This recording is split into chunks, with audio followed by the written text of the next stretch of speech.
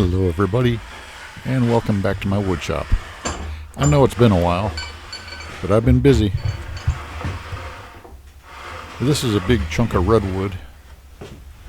Big beautiful board. I'm going to do something special with it. But first I've got to prep it. I'm going to cut it into slabs, and then I'm going to joint it to get it all nice and flat.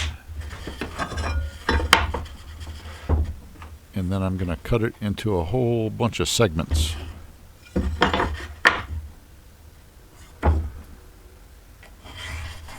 And the first chunk I need to cut off is the base.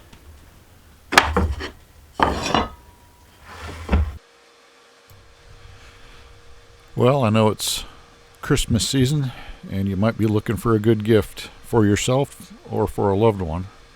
Well, I highly recommend getting something to protect your lungs. The RZ mask has a replaceable filter. It's lightweight, very comfortable, and low cost. I encourage you to take a look at my video description for the product link. And yes, I am an affiliate, but I recommend them with confidence. Protect those lungs, people. It's important. Okay, back to business. I'm cutting this board into strips that are about 2 inches wide and 3/4 inches thick.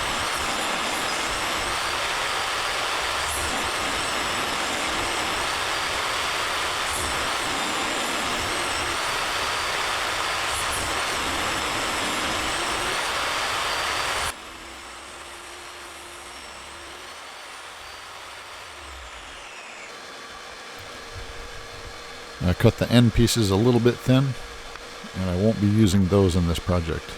But all of the rest of that wood is going to get used.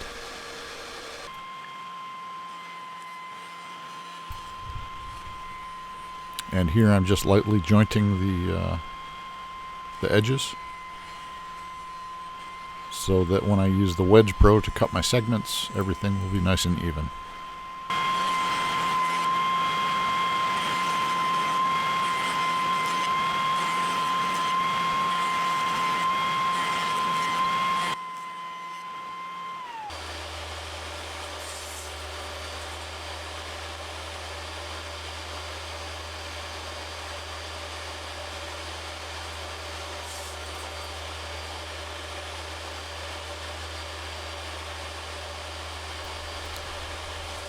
So I'm starting out with sets of 12 segments, and then 16, and then 32.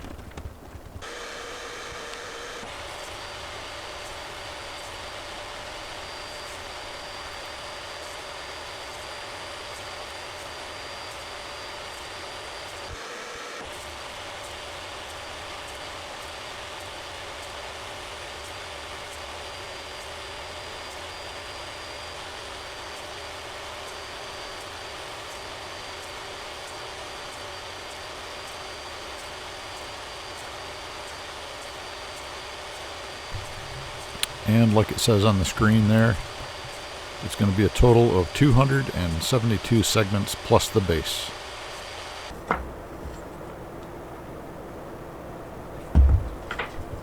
I'm just showing one glue up of one of the 16 rings because, well, nobody wants to watch glue up.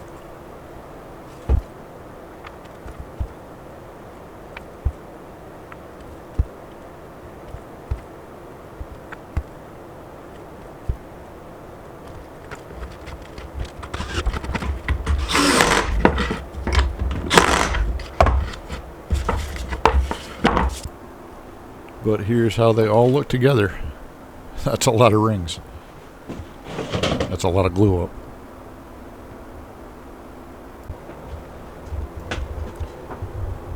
So that's kind of what it's going to look like. Not quite that clunky. But before I can glue them up like that, I've got to flatten all the faces of the rings. And then I glue them up in sections so that I can build the vase just a little bit at a time. Well, I had the great pleasure of meeting up with Ray Warstein. You might recognize him from the comments. He's been a longtime subscriber and friend of my channel. And now I can say that we've shaken hands and are indeed friends. We're also Marine Corps brothers. But look at this amazing gift that he brought me. Look at that three-dimensional action. Just amazing. Ray, this means so much to me. Thank you so much, brother.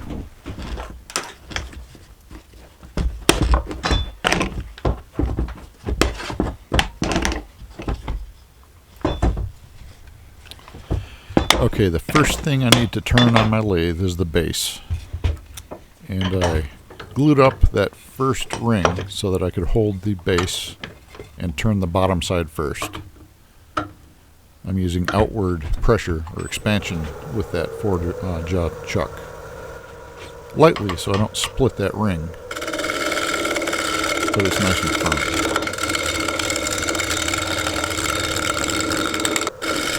So I shape the outside, and then I will put the foot on the bottom of the bowl in my typical fashion.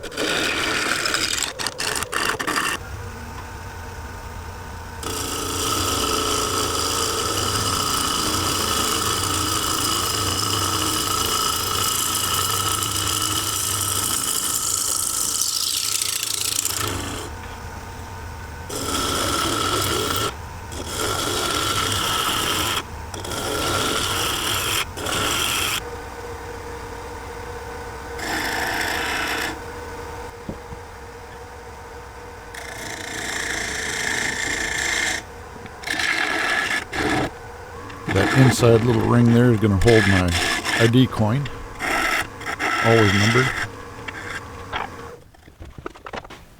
And that larger inner wall will be the mortise.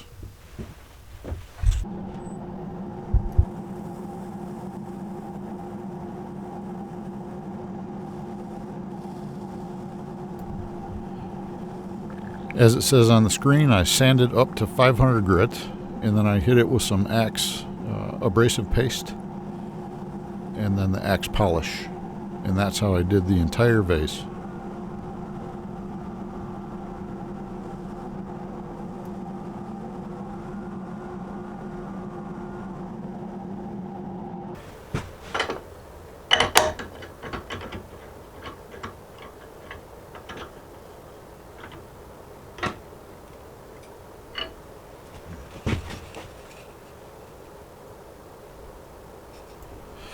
Okay, now it's time to start gluing this vase together. And like I said, I did this in sections, and I'm going to do them one section at a time. I'm going to finish the inside as I go, and then come back and finish the outside when it's all completely put back together. But what this does, this method enables me to put a really nice finish on the inside, which can be neglected if you can't reach it, you know what I mean? Anyways, that's my method of doing it, and well, you let me know what you think. I'm going to stop running the old soup cooler and let the video play. I'll talk to you in a while.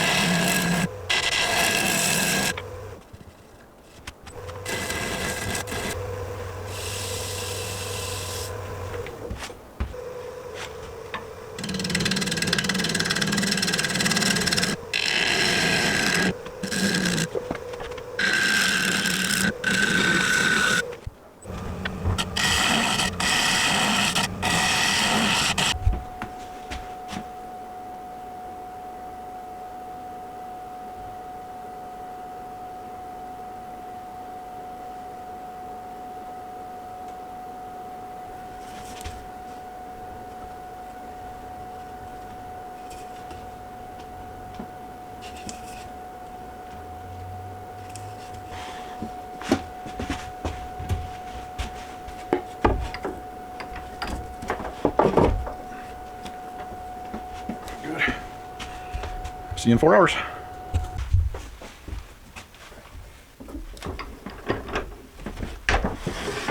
Oops.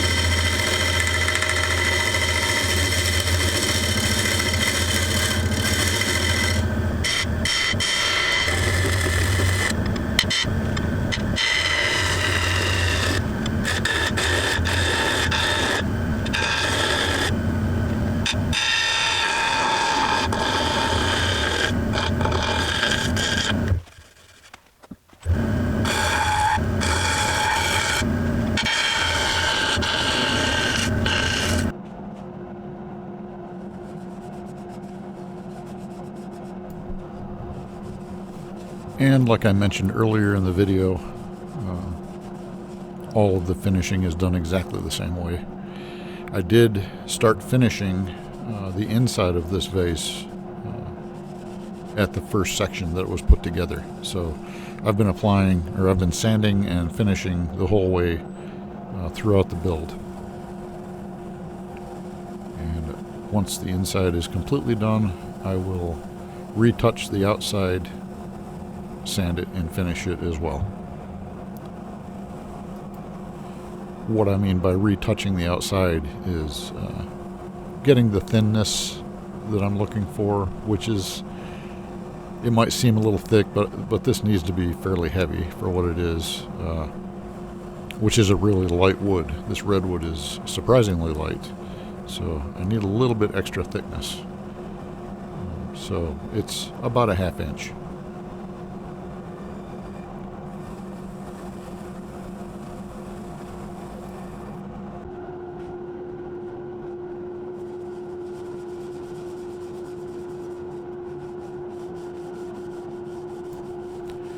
And that steady rest that you see, well, I moved it up and down the vase as needed for support.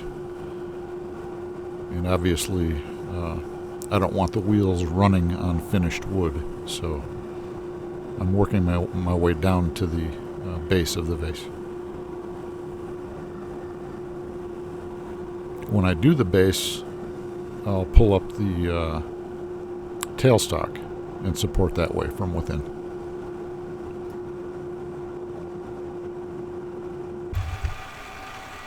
Thank you so much for watching.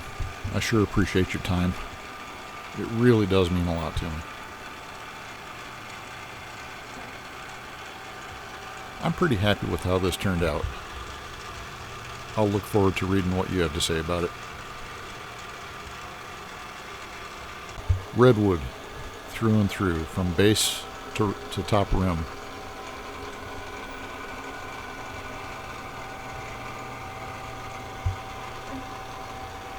Redwood is a pleasure to turn. I like it a lot. Until next time, God bless and Semper Fi.